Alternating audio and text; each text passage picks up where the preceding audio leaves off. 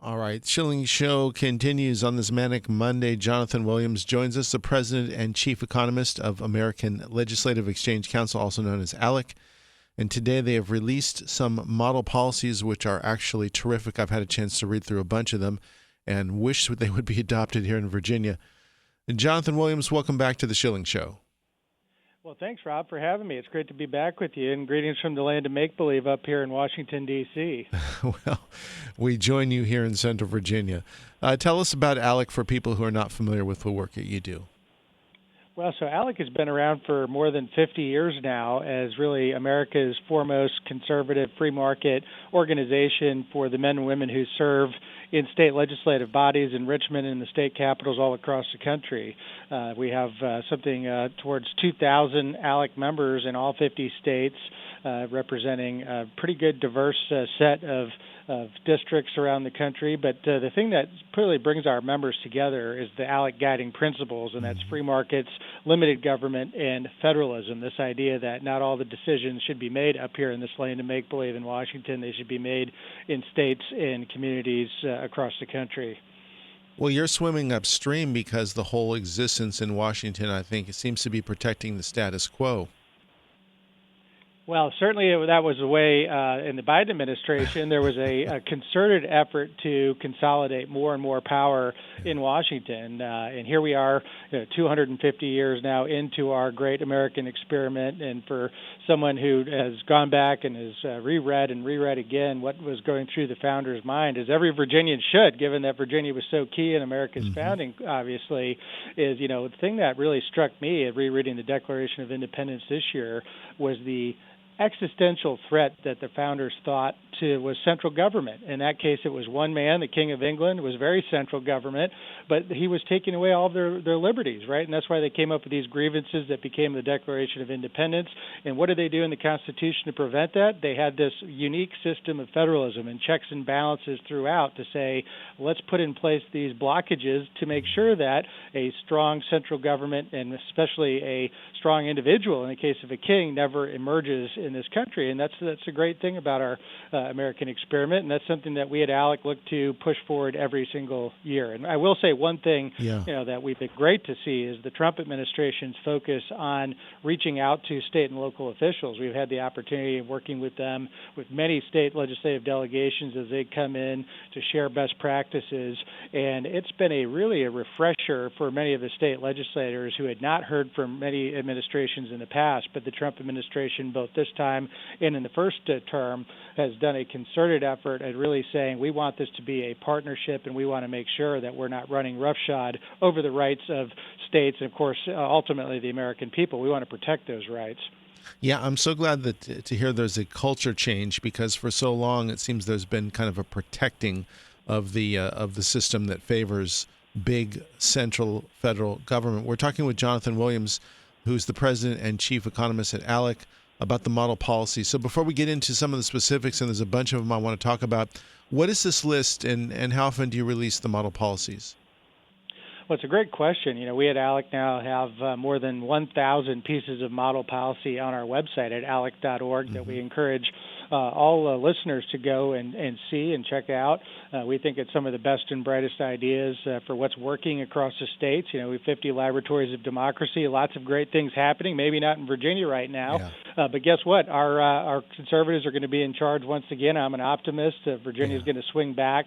And here's a great playbook from many of the other growth states, Texas, Florida, Tennessee, North Carolina, and any of the states that we've pointed out as being growth states of what's working. And we release the model policies generally twice a year in this kind of volume, where lately we've been averaging more than 50 new model policies twice a year. This one is a all-time record, likely at 74, coming out of our ALEC Annual Meeting just a number of weeks ago down in Orlando, Florida. So let's go to some of the issues at hand here. The number one I want to talk about is Ballot Harvesting Ban Act. A lot of people have heard the term ballot harvesting, but what's really going on, and why do we need to stop it? Well, what happens with ballot harvesting, we've seen the horror stories. We see how the progressive left uses this, weaponizes it, and it really erodes the faith in voting in the process for the vast majority of Americans. When you have these offenders going around and knowingly possess absentee ballots and trying to go around and collect them in a way that's fraudulent, that's something that we see oftentimes reported in places like California or New York or some of the states that have some of the worst voting laws out there across the country. This is really stopping those bad actors from using the Postal Service or using a resident of the same dwelling as a voter, or you go the examples of nursing homes where there's rampant ballot harvesting that has been alleged in states across the country. And getting back to it, I mean, when Americans look at it to say, hey, we think that elections should be fair, we think it should be easy to vote and difficult to cheat, this really flies in the face of that to say you have some of these potentially malign actors going around and harvesting ballots from those that may not even be capable of casting ballots in some cases. So who on earth, Jonathan, would be opposed to that? Well, right. You'd think this would be 100% approval Right. and 100% take-up on an issue like this. And, we do at ALEC pride ourselves in being the purveyors of good, trusted model policies. Yeah. Many of those policies can pass in red and blue states alike, and I think many of them are things that are, maybe 80 or 90% approval, things like voter ID, things like keeping foreign billionaires from influencing state ballot measures, which is a real problem in states across the country right now. When you just look at some of the voting reform issues that we're dealing with, whether it's principles of redistricting, that should be a pretty common sense idea to preserve fairness in that process, especially the whiplash that we've seen in Virginia, given what progressives in Richmond have tried to do this last year. This is actually a new development for us at ALEC, is creation of a process and procedures task force. Our task force has developed the model policies, and that task force on process and procedures has really been helping to lead the way with some of these great pieces to preserve election integrity like this one on ballot harvesting. Let's talk about the 529 education freedom for states. So I think the 529 is where you can set aside money tax-free for future education of your children. What does this do? Well, what this does is really make sure that states and the federal government are aligning themselves. And so this would be a policy that a state could pass to say we're going to be at least as generous, if not more so, than allowed start for the basic federal definitions on the 529 plan. So many Americans are familiar with those 529 college savings plans. That's probably where most people are familiar with it. In Virginia, it's obviously been a well-functioning system for many, many years now.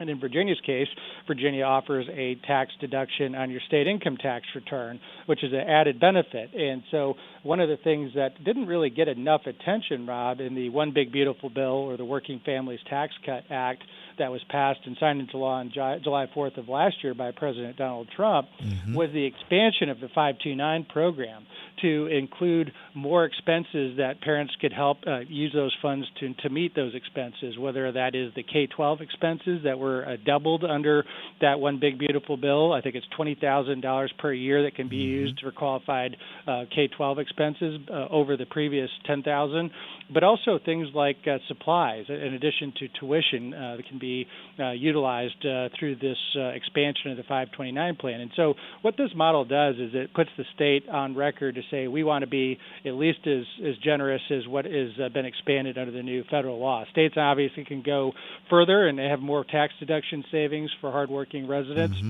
that contribute to 529 plans, but we think this is a great common sense starting point. All right, we're talking with Jonathan Williams from ALEC, and David has a comment or a question. David, go right ahead, please. Oh, thanks, Rob. I got to disagree with him about 100%. Voter harvesting is nothing different than, if you live out in Montana, you're a farmer in Montana, and your neighbor is going to drive to town with her ballot, and so she picks up yours at the front stoop and then delivers it.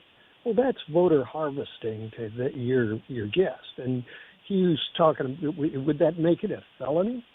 And the second thing I'd lay out is a dead man just voted.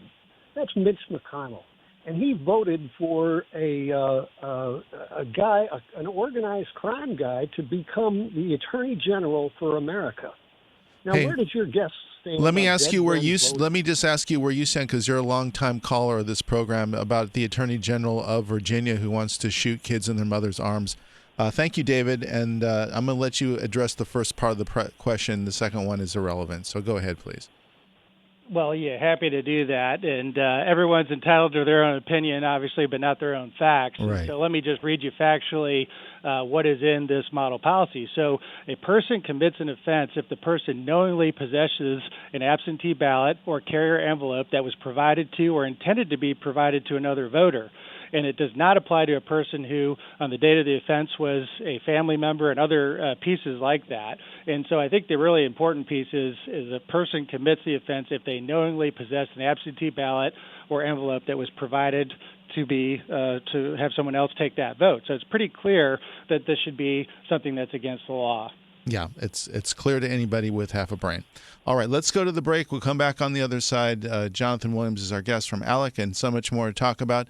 Stay with the Schilling Show. We'll be back in a moment for our final segment. We're heading into the final segment of the Schilling Show. Our guest is Jonathan Williams of ALEC. On the model policies that they put forward make a whole lot of sense. Foreign Influence Operations Out of American Education Act. We have a lot of indication, a lot of discussion on the program, particularly the Chinese are influencing U.S. education in a number of ways. What is this proposed to do? Well, it's a great new model that really looks to double down on what was intended originally. You go back to 1965 when Congress passed the Higher Education Act, which in Section 117 of that law requires American universities to report all foreign gifts. Then recently, a Department of Education investigation found that this Section 117 report is systematically under-inclusive and inaccurate, quote unquote.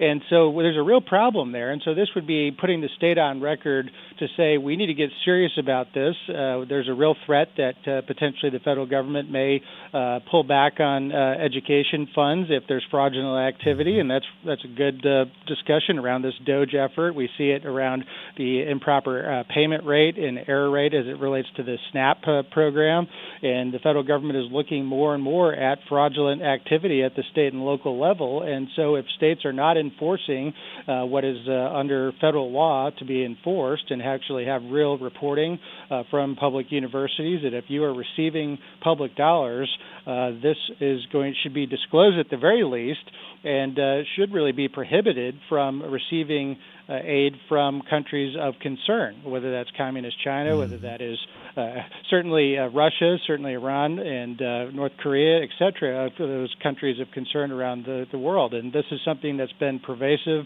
in recent years. You've seen extensive influence operations done by countries to influence our American students, and I suppose we shouldn't be really surprised when some of the leading voices, unfortunately, for socialism are coming out of American universities when they're being influenced by communist and socialist countries from around the world. Absolutely. You seem to have hit a couple that really would be great around here. One of them I want to get to is the resolution to establish a local taxpayer bill of rights. We're being so abused, and as one who came from California and experienced the Proposition 13 revolution, rightfully so, we're getting killed with taxation here in Central Virginia. So what are you proposing? Well, it's a common sense idea that has worked in other cities and states around the country, and that is the idea that government can grow, but it shouldn't grow faster than its ability to pay for itself, right? And so government should be limited, and whether you look at, in our model, population and inflation growth to make sure that you're keeping government growth in check. And then, obviously, if you have real needs in a local community or at the state level, you go back to taxpayers and you ask them for the ability to raise more support or spend more. And that's what Colorado's Taxpayer Bill of Rights, which has been in their state constitution for over 30 years now, has done. Even as Colorado has gone far left politically, just as California has. Prop 13 has helped retain some of the benefits in California that still exist. And then in Colorado's case, the only reason Colorado's in not much in worse shape, like more of a California-Illinois situation, is that it does limit the growth of spending to population plus inflation. And that's what this new model policy does. And of course, it can be applied at the state level and or any local government that would like to take that same approach to say, we want to put government on this type of a limit. As a consumer, I am particularly interested in the American Peptide Access Act. Tell us about what peptides are, why they are restricted, and how this would help.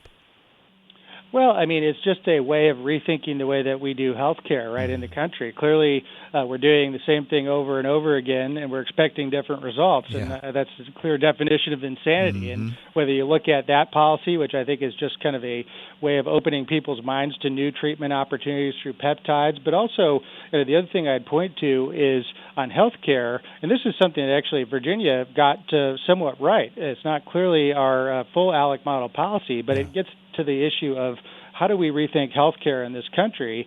And one of the things that we're clearly lacking is price signals.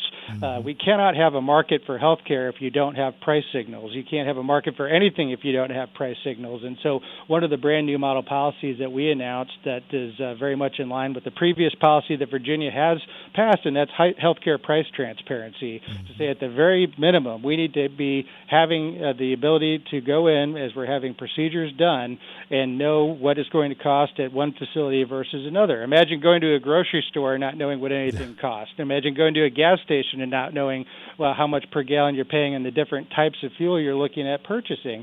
Why do we think that healthcare can work in this country and we can begin to get costs under control in an actual way instead of this Obamacare fake affordability with the so-called Affordable Care Act? That's not going to happen unless we rethink healthcare in this country, and I think a couple of these new model policies really help move the ball in that direction. There's one more I want to get to. Again, it hits home here in Virginia. The Period for Early Voting in Person Act. My goodness, we have a ridiculous system here. Well, certainly, as a Virginia voter myself, I realize that firsthand. And it's instead of having voting day, we have voting month or voting quarter at this point. And so I think you really have to start asking that question, especially for those voters that maybe not decided, but all of a sudden decide early, and then you see a huge change in the race where somebody drops out or somebody is passes away. I mean, why would you want your vote to be cast a month or two early? And of course, getting back to this issue of just making sure that voters are confident in our system of elections in this country, I think you having a voting day that goes months into the future is just something that does not have a lot of confidence created for the average American voter. Jonathan Williams is the president and chief economist for ALEC, American Legislative Exchange Council. Tell us how we can get more information on these things online. Well, I encourage everybody to check out ALEC.org, and you can see all of these new model policies as well as all of the existing policies and other great work that we have on our website.